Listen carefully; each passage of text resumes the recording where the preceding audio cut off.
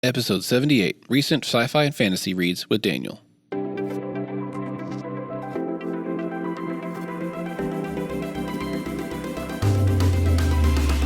Welcome to the Visionary Variety Podcast, where we cover cool stuff like photo, video, film, books, and technology. So switch on your brain and enjoy the show.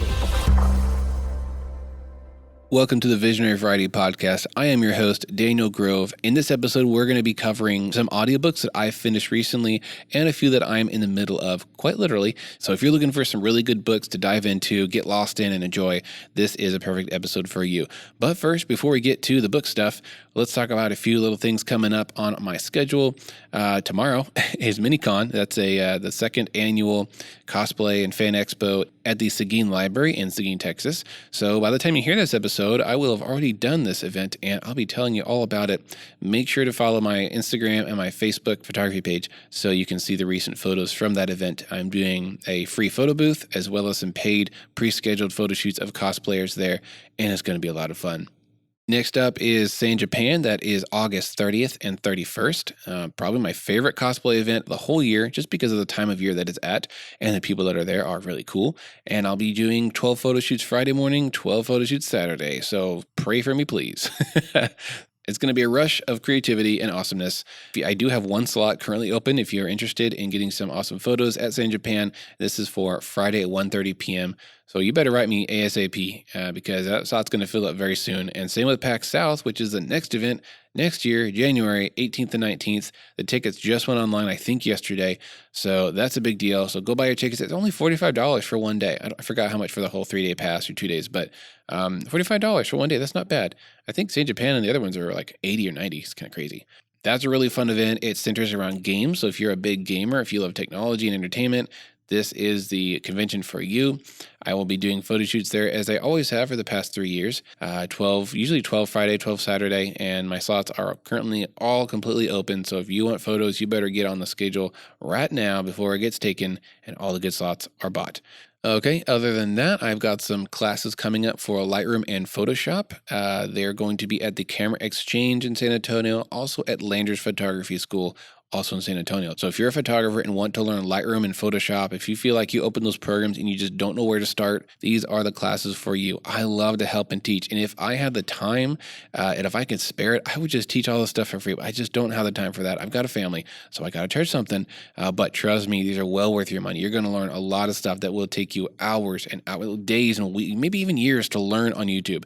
Why do I say that? Because that's what happened to me. And I see it happen to so many other photographers.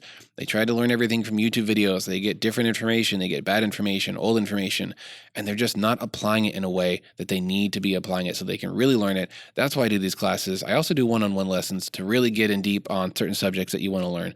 But if you want to learn these programs, contact me. I'll let you know when the dates are of the next coming up class and get up in there. It's time to learn. Okay, audiobooks. So I love audiobooks because I get them for free. How do I do it? Oh, this isn't an ad, by the way. This totally sounds like an ad. We're not cool enough to have ads yet to get paid money for this. How do I get audiobooks? Let me tell you. I actually get them for free from the library. So what you do, go to your library, get a library card, and use that library ID number or card number on your library card, and you can log into an app called Overdrive. There's also another one called Libby, Libby. These programs are, again, completely free, and what they do is they give you digital access to the entire library's database of digitized content. That includes audiobooks, also includes a whole bunch more ebooks. Some libraries even have movies and music that you can check out for about 3 weeks, I think on average. Pretty awesome. I've listened to so many audiobooks. I would have spent probably over $1,000 by now. Just going broke listening to books. I love books. I drive a lot, and I listen to about one a week or maybe one every 2 weeks. And I just can't afford even Audible. Like I can't even afford Audible, even though they give you a free book every month. What about the other 3 weeks of the month? I'm not going to pay $20 to $30 per book. It's just too much for me. So I love the library system and it's awesome. So if you're interested in this, call your library up, go there and say, hey, my friend gets free audiobooks from Overdrive. How do I do that? And they will help you out. Okay, so let's dive in to the books that I just finished. Last week, I actually had a road trip down to Brownsville on the border. I got some amazing tacos. By the way, if you go to Brownsville, you got to go to Ultimo Taco, the best street tacos ever. Okay, again, this is not an ad. They should pay me for that. But road trip, about 7 hours of driving, actually maybe 8 hours of total driving there and then back. And I finished 3 audiobooks within just the first like 2 hours. They were already close to the end, but it was just like boom, boom, boom. I finished all 3 of them, and it was kind of cool actually. The first book I finished was Terminal World. So I actually started reading this book as a physical paperback book like a few years ago. This is actually the last paper book that I've ever tried to read. Since then, it's been all audiobooks and ebooks, but I still have it. I actually have this book in physical form on my shelf.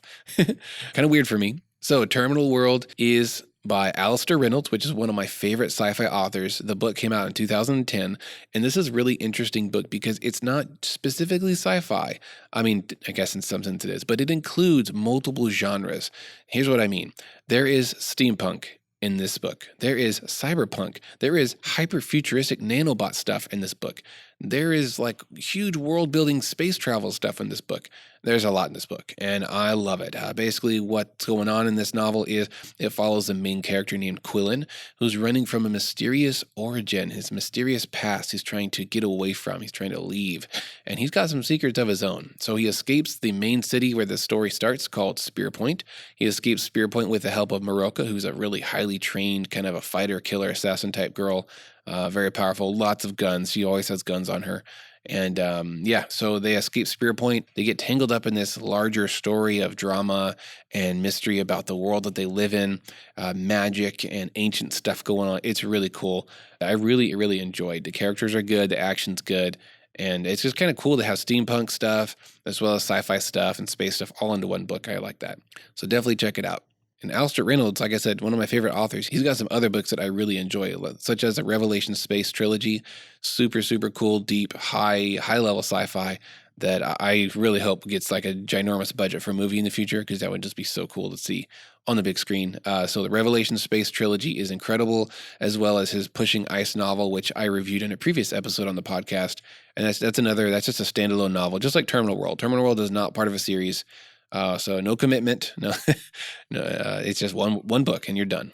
All right, next book is A Long Way to a Small Angry Planet, which is a really long name for a small book, by Becky Chambers, and this is the first book of the Wayfarers trilogy. So A Long Way to a Small Angry Planet was published in 2014. Let me premise it with this. If you like the variety of Star Trek, if you like the action of Star Wars, if you like the crew of the Firefly TV show, you're going to love this book. Well, maybe you not love, but you'll like it. Because that's really what it felt like to me. As I read it, I just felt like this is kind of a Firefly, not a ripoff, because that's real negative, but it's very Firefly-ish. It basically follows a small crew on the Wayfarer spaceship who has an interesting job. What they do is they make interstellar highways through space, not literal highways, but wormhole highways. And that allows for commerce and, communication and travel and all that good stuff that you need to do in the galaxy way in the future, because there's aliens everywhere. There's so many aliens. And the crew itself is actually half and half. I think 4 of them are humans and 4 of them are these really different aliens. Lots of cool world building in this book. I really enjoyed what the author does with the alien races in terms of different cultures, different religions, different mindsets and philosophies. There's also food stuff. Like there's a cook that has to make different food for the different aliens, and they have different sleeping cycles, and it's really well thought out. I feel like a lot of the things that this book does is what a lot of other sci-fis don't do, and they don't think about the variety, the diversity that aliens would have. If we discovered aliens on other planets, they're not going to look like humans like in Star Trek. I'm sorry. They're going to be even crazier than the Star Wars aliens. And I don't even know if we could communicate or understand that they were even alive. Yeah, that's really wild there. But we actually had an episode. If you like this topic, go look back in our previous episode. I think it was called What If Aliens Were Real, or What If We Found Aliens? That was a really great deep dive into this topic of what would aliens be like and how will we interact with them. But back to the book. So lots of cool character building. I really like the crew. They're very friendly, almost too friendly. I felt like it was a little campy and like these guys are just best of buds. But then again, they lived on a ship for years together and they have this really dangerous job together. So I guess that would happen, but I just felt like it was almost a little too happy. And maybe I'm just used to like grungy, dirty, greedy stories, dark stories, but they're very friendly. They're very much best friends, and they have this really cool job. So they get caught up in kind of some political issues with a new alien race that's joined like this federation of sentient races. I have to rate this book about 3.5 to 4 stars.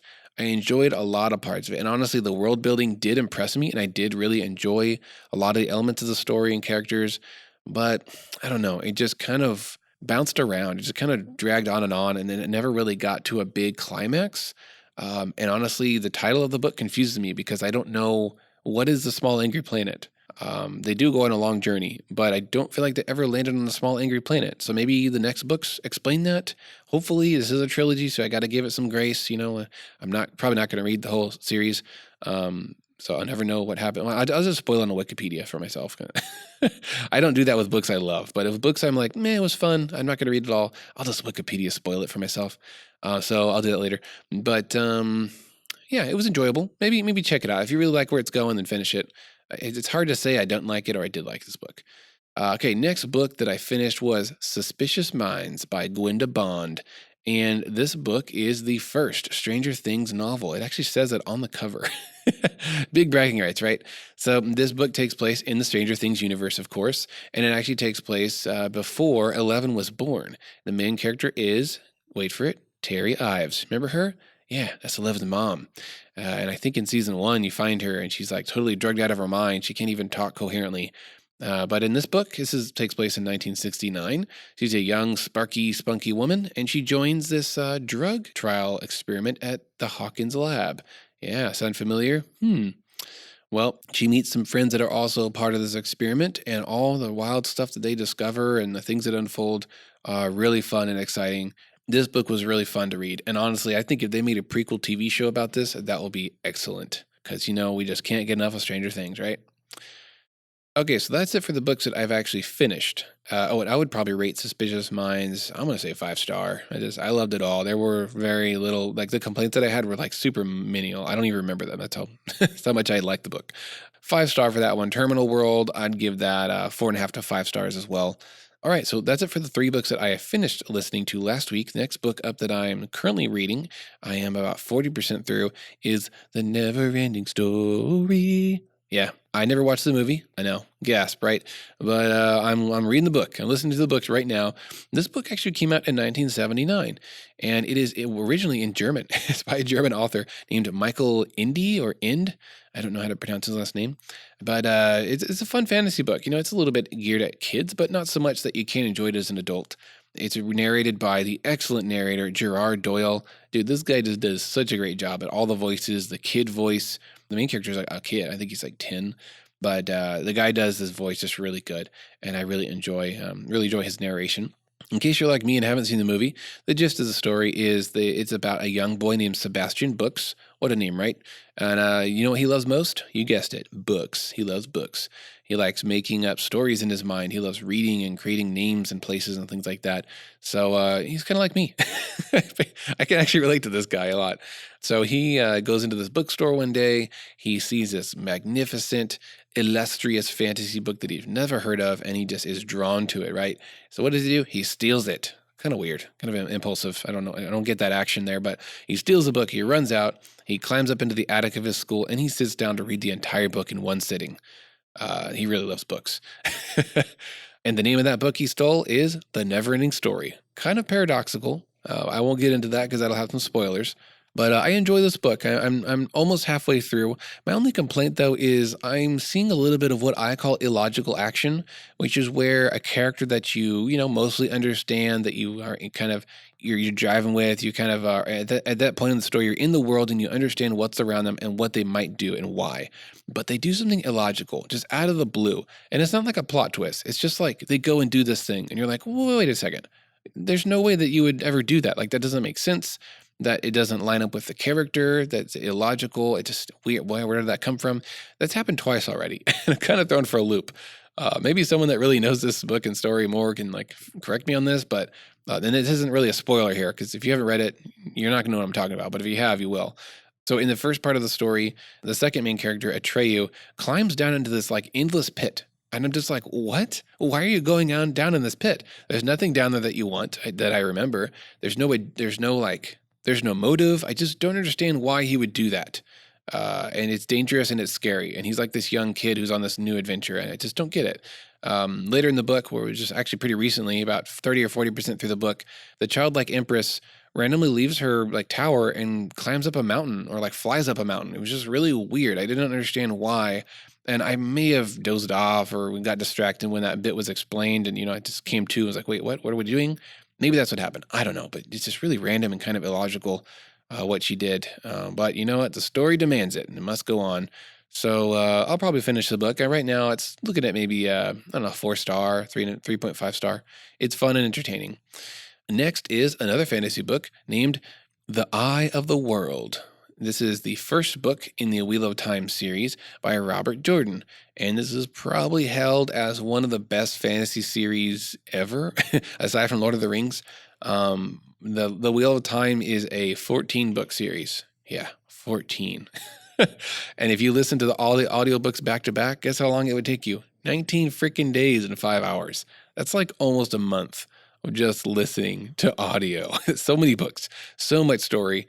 I'm very curious what happens in the following books because I'm only about 45% through this first book, and it's really cool. Basically follows the main character, Rand al'Thor, which I think means the son of Thor, and not Thor, the Asgardian.